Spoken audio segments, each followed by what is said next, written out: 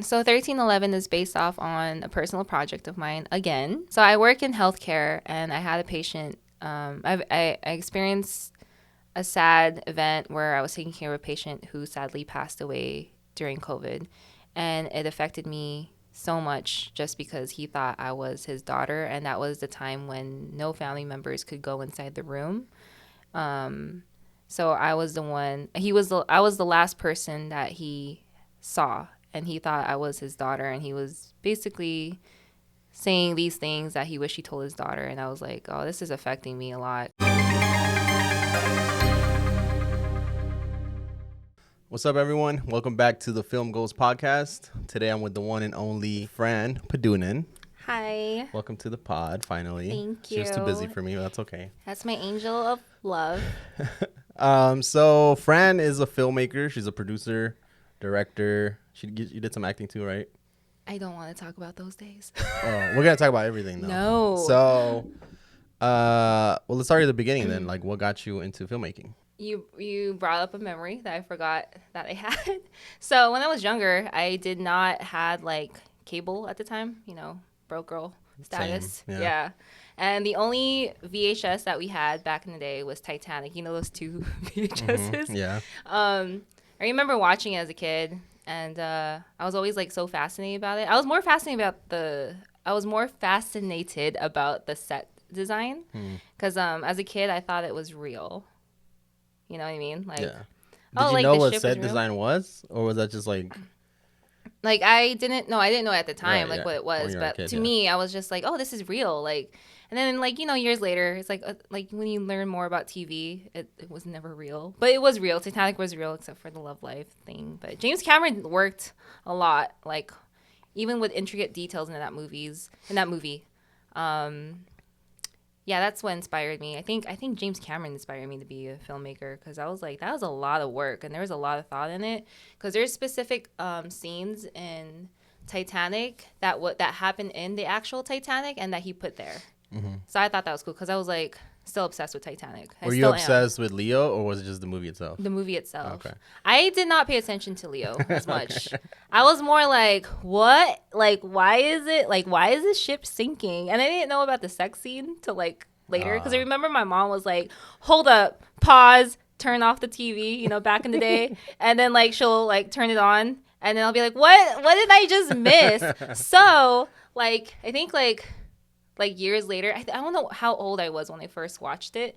When they weren't home, I remember like I was like, what? Where are they hiding? What are they hiding? So like I was watching it, and then when she was like, draw me like your French girls, I was like, what the fuck is this?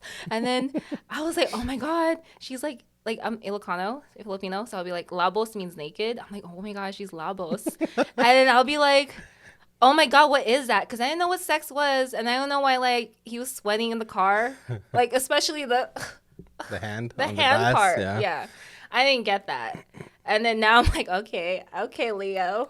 That's cool. So like, do you remember if those tapes had behind the scenes or no? No, there was no behind the scenes. So just the movie itself made you like kind of wonder. Yeah, because I thought it was real. I thought the ship was real. Like, I felt like I was in Titanic. I mean, it was technically real. Yeah. It's based on a real story. Yeah, and I remember, I'm pretty sure, like, every kid did it, too. Like, the Jack. Oh, everyone did that. Yeah, I did that. I'm king of the world. Yeah, that, too. Yeah.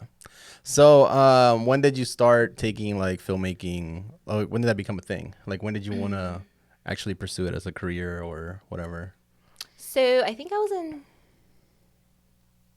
my high school year of senior year. I was an theater actor, and I started to realize I was like, oh, theater acting is fun, but I want to know what goes on behind the scenes because I think I am fascinated by set design because set design is so important. Like, I just realized that now. Like, even though I took like film classes, like set design is important. Sorry, off topic. What was the question?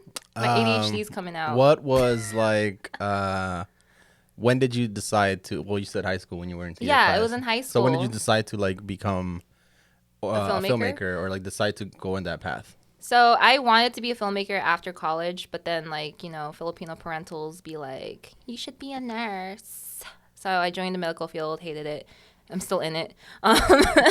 And So when I was 20, I took film classes in CSN for like a year and a half, and then I dropped out.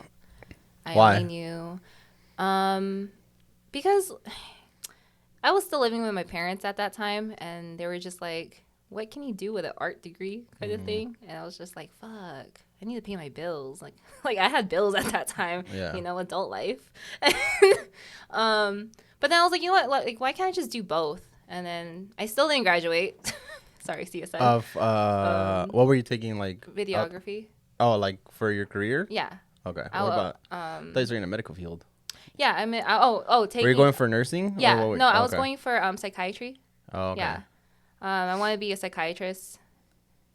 I'm still in that field, kinda, but film is like the passion and Yeah, that's the the dream. love. Yeah, Yeah. that's dope. So did you do any projects when you were in school, like taking those film classes? Yeah, I did 3 short films. Oh, I nice. will not post it. Okay. I think one of them is in my YouTube. Like, this is my first short film. It was so. What was it? It was a scary one. I forgot. Did you watch it? I think so, but I want you to talk about it. I don't remember Do you it. remember what it was? Wasn't it like a horror? Yeah, it when was a someone's horror. chasing you or something? I wrote it so long ago. I think it was like a horror film where Yeah, it was a like horror someone's like film. chasing you. Yeah, that's all. That's all I remember. Yeah. So then, what was like the first big project that you remember doing? It was Darkness Within. You were in it. You helped me. Okay, yeah, I remember. Wasn't there? Didn't we do something before though?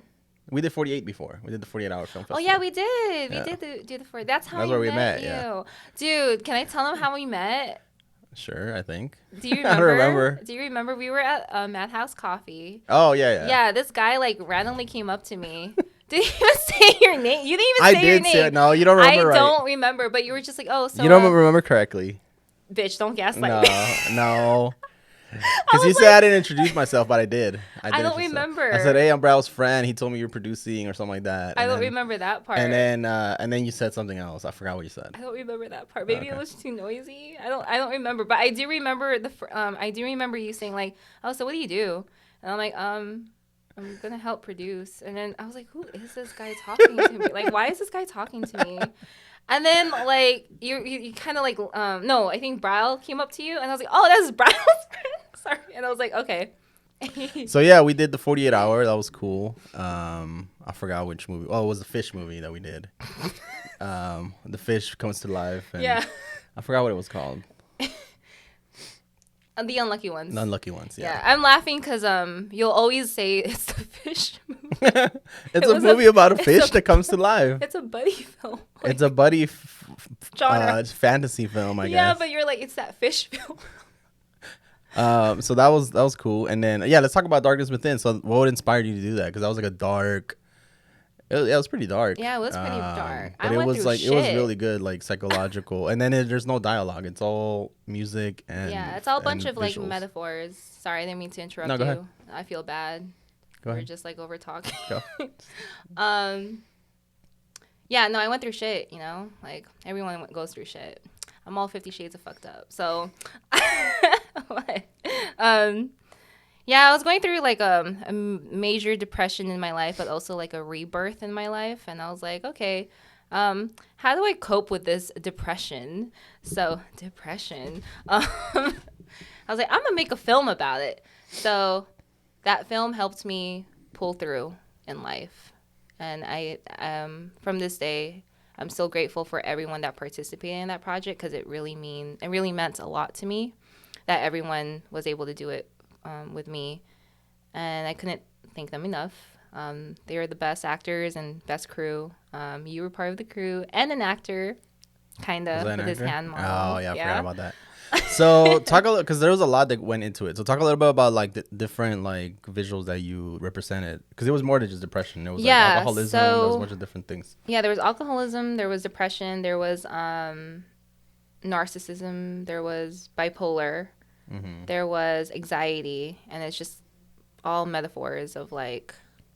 They kind of like come to life. Yeah, they come to life, and it's up to you to decide what's going on in the situation. Mm-hmm. Yeah, it's a personal project. That one was like my deep personal project actually. It, like I said, that was definitely a rebirth of, because that was in 2020, right? Yeah, that was in 2020. We shot that shit in 2020 in the middle of a pandemic. Yeah, so that was 2020. So we were outside when we were not supposed to be outside. Yeah. Oops, sorry, people. They're gonna get mad. It happened though. We were like, everyone was like locked up, and I don't know. You're just kind of like, let's shoot it. We're like, fuck it. There's no one outside. Yeah, and there was like, I don't know. Like I wanted to have fun with you guys too. Like I didn't want COVID to control us that much back then. I mean, we wore masks. Mm-hmm. Yeah, we tried to take like precautions. Yeah, we took precautions. But I mean, we were outside for most of it. Yeah. Like out in the streets, so it was. Yeah. You know, and it was empty. There was nobody out there. I loved it. Yeah. That was fun to shoot. Yeah. Like, I mean, I think we saw like a few cops here and there, but they didn't really say shit to us. Yeah. So. 2020 was a wild year. Yeah. Holy shit. Yeah. Fun year. No, that was cool. And that was a great film. And I want people to see it because it's like.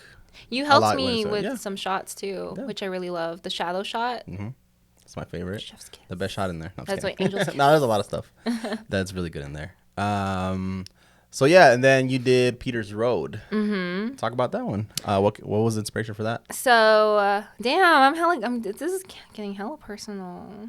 Well, that's your films are personal. Yeah, it's every film that I've done is personal.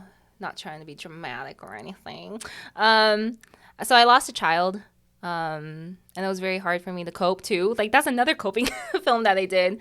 So I was like, I'm gonna make it into a movie. Aaron, he was supposed to be an actress, but I'm glad I casted him. It played out really well. He's the lead in the film. Yeah, he's the lead in the film. And Peter, he's like going in circles because he can't find his pregnant wife. Little did he know in the end, like I created like a different like story in my head where I was able to have the kid. Mm-hmm. That I can't explain it. I can't explain this.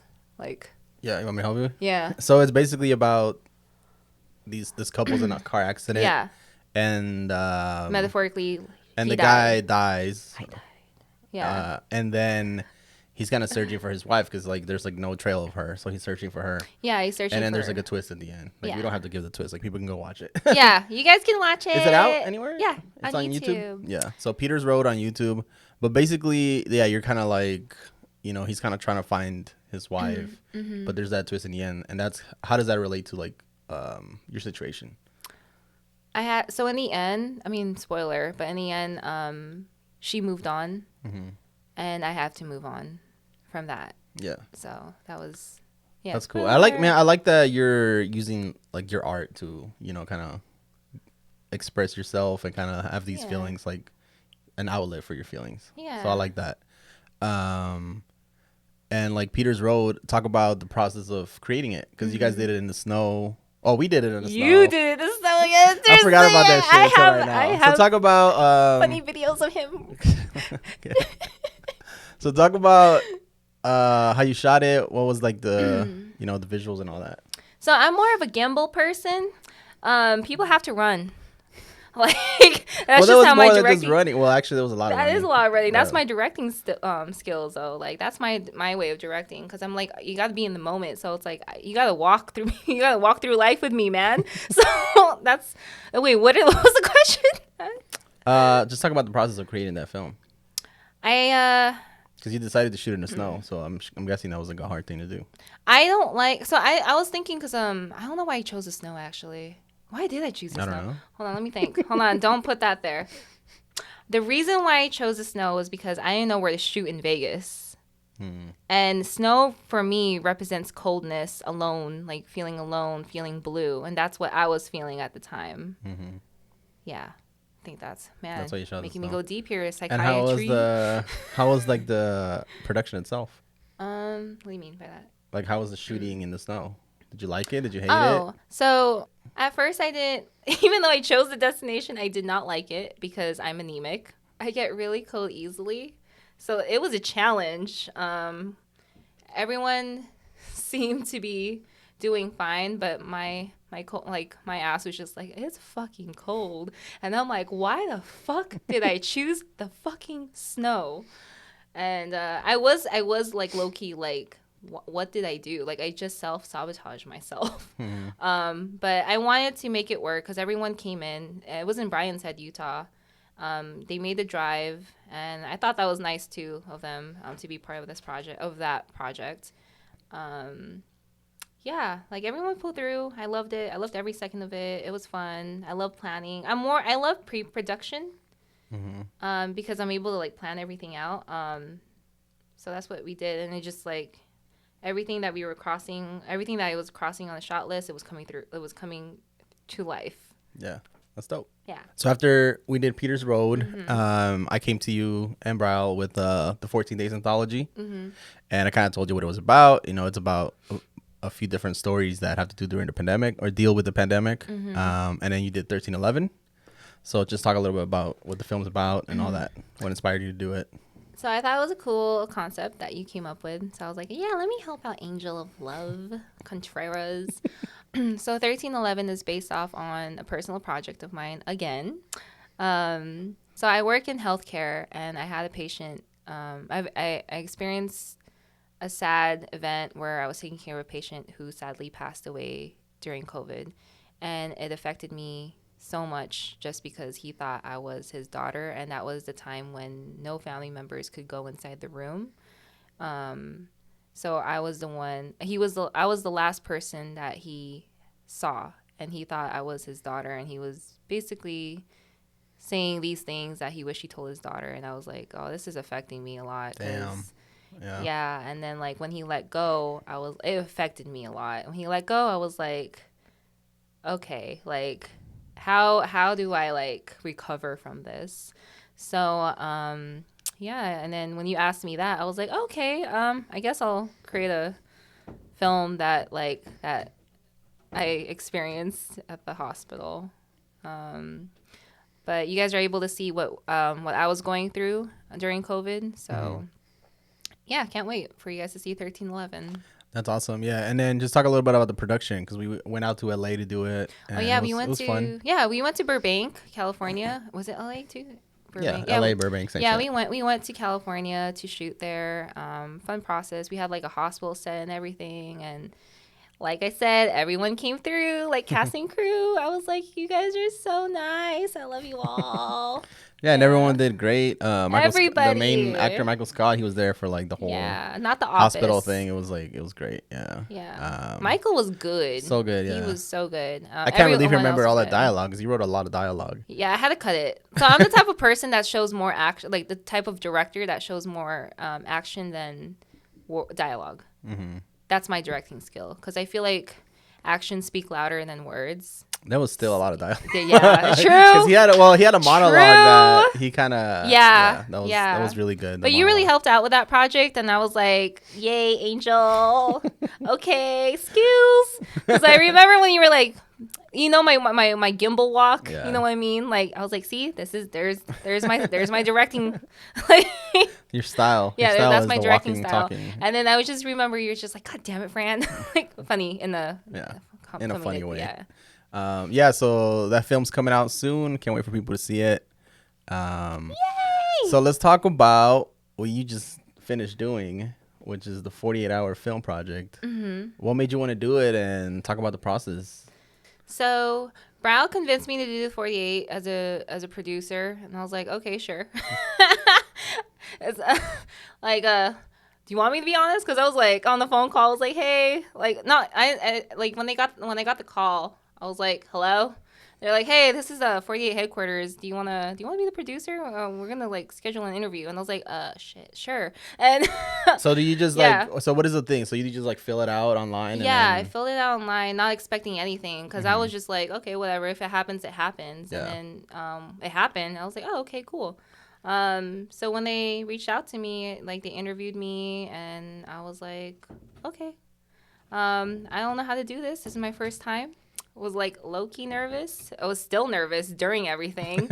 And because I was like, okay, how do I like do mixers? Like I was like thinking that, how do I get a freaking theater? Like how like all that. And then this is like some producer shit. Producer shit, yeah. So But so what went into that? Like, how did you end up getting the mixers, and how did you? So I'm close get all with that? Alex at Millennium Fountain Bar. I'm close. No, I wasn't close to Derek, but Chris Maishiro. Hi, Chris. I love you. Um, he told me to reach out to Derek from Rebar, so I reached out to him. And then I'm close friends with Abby Ray. Abby Ray Studios, what's up? Shout out. Shout out. So she was like, oh yeah, we'll do a mixer there too. And she helped me out with the kickoff too. Much love. So what else happened? Yeah, that's how we got the mixers. And I'm the type of person, like, I don't know if it's the Virgo in me. Because they say Virgos are like very planny, like they plan out. You're organized. Yeah, very organized. I was like, okay, like I started organizing everything just because I wanted people to know like where the mixers are. So like I got the mixers like 3 months ahead. Oh damn. Like it was like scheduled. And already. when do they tell you? Like how far before the competition do they tell you like you got it? So I had to get it approved. I didn't want. They asked me if, cause it was like during the summer, and then they're like, "Do you want to do it like around July?" And I was like, "No, it's hot. Yeah. Like I don't want my like team leaders and all that stuff. Like team leaders. Sorry, I don't want all my team leaders and the crew like getting like dehydrated. Yeah. So I was like, let me think of like a perfect date. I was like, maybe September, because I think that's like in the cooler area. So I chose September, the end of September. And that's when we got the kickoff. What went into the preparation of it, other than the mixers? Like, what did you have to do to like put it together? I had to like really amp up my marketing skills on Instagram and all social media platforms. So it wasn't just Instagram, but every single Facebook post that I posted, it was all 48. And then the events, I had to invite literally like everyone on the list. And then for Instagram, I just kept posting. I was like, come on, guys, like let's just do this. It's fun. And how many teams did you end up getting? We end up getting 30. God damn. Yeah, we end up getting Holy 30. Shit, dude. But 5, so it went to 25 because the 5 teams didn't make it.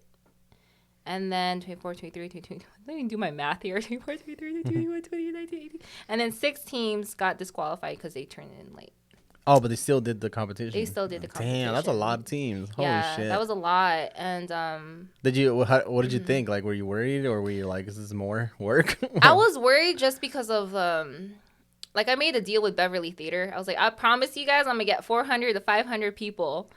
Like when it happened, like before it happened, like all the pre-production, I was like, I promise you guys. I was like, okay, how the fuck do I get 400 to 500 people? That's a lot of people. Holy shit. So there was like 500 something plus that attended the event. I was so blessed and grateful for all of them. I hope they had fun.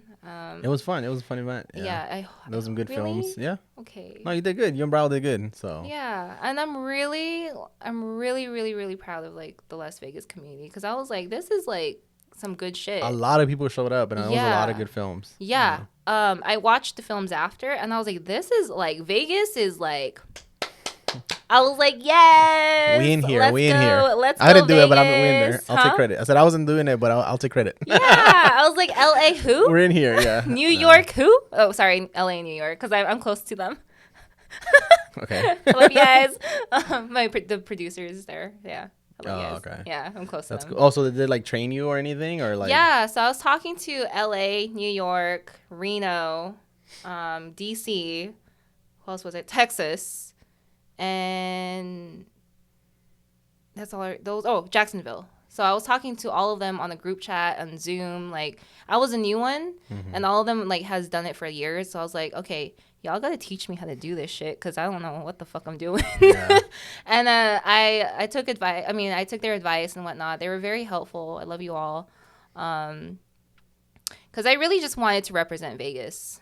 I don't think we get that enough in the film community. I really wanted to put Las Vegas creatives out there. So much that I was like, we gotta fucking do this, Vegas. We gotta do this. Like, California's already here, you know. Mark Wahlberg. Hi, Mark Wahlberg. So, how did you feel after it was over?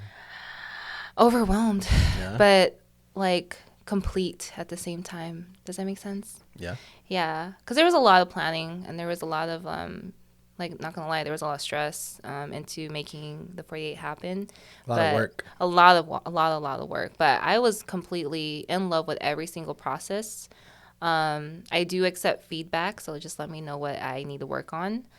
I do know that I got to work on my social anxiety skills, because that happened a lot. Yeah. Like what? Talking to people? Talking to people. I get that was a lot of people. It was a lot of people. Yeah. So I'm kind of just like, I get shy, like really, really shy, and I really need to work on that part, because I think you did good though. You sure? So, yeah. From what I saw, but I was like, I was walking around. Yeah. Thank you for being one of the sponsors. Oh, for sure. Yeah. Well, I wasn't a sponsor. I was a partner. A partner. Sorry. Thank you for being one of the for partners. For sure. So that's dope. I mean, you want to do it again? Yeah. Hell yeah. I was so happy for like every single filmmaker. So what's next? What you got going on after this, other than like premiering 1311 on November 10th? So I have a story podcast I still need to finish. It's called Calls from the Universe. Talks about like the end of the world is coming, and it's like it's how you picture it. It's basically storytelling, not like Once Upon a Time. It's just like whatever you guys hear. It's a phone to phone conversation, and you just picture what the story is. Does that make sense? Yeah. Yeah, it's an audio. Yeah, audio story. It's like a podcast. Yeah. So I'm working on that. I'm working back on that. The reason why I paused was because the 48. And currently I have no projects lined up right now. No, wait. Let me rephrase that. I do have personal projects lined up right now, but I do want to take like a break, just a small break, because even before the 48, I was working on other stuff. I did work on the Versace commercial. There was a lot of planning for that, and I helped like produce other people's films. And I feel like I just like need time for myself, because that's healthy too, As much as I love film and I'm like very passionate for it. Yeah, I gotta take a break, because it's a lot of planning, a lot of like mental work. Do you want to continue producing and directing, or what do you like? What do you like more? Or what do you want to do? I want to do both. Both. Yeah, I love producing and directing. I do love helping people. Like. So the projects that you got coming up, do you want to talk about it? Like, what's something that's on your plate after you take a break? I know I'm gonna shoot some demo reels for some actors. So if you guys want a demo reel, let me know. And then after that, I'm working on a feature film. I'm at like 2 pages. Oh, you're writing it? Yeah. Okay. That's probably gonna be out till 2024. So. What is it about? Do you know what it's about? Secret. Okay. All right. Well, thank you for being on. Yay. I'm glad you finally came after months and months of me asking. Excuse me. But that's all right. Rude. All right. I love that's Fran Angel. Padunan, Rose. I'll put all her info below. See you next time. Peace.